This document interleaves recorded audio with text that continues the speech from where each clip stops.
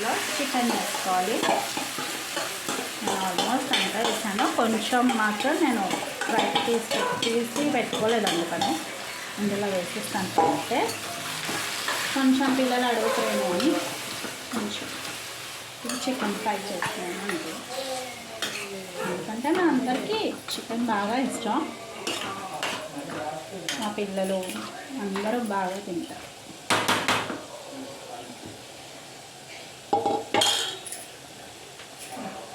So ఒకసారి chicken fry కూడా ఇది మూత పెట్టేసాము. ఒకసారి చూసుకుందాం. ఇంకా కాలేదు, బాగా కాగాలి. అండ్ మూత పెట్టి సిమ్లో ఉడికించుకోవాలి. స్టవ్ సిమ్లో ఉంది.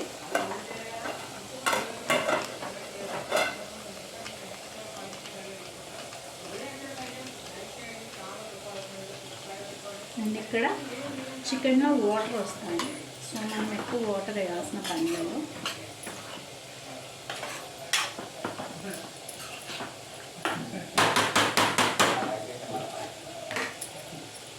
ఇది మాత్రం ఊడ్ చేస్తున్నాను, ఎందుకంటే దీంట్లో మసాలా ఉంటుంది.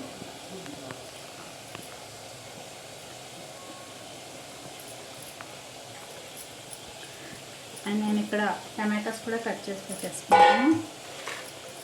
కొంచెం వాటర్ వచ్చిన తర్వాత టమాటాస్ వేసుకున్నాను.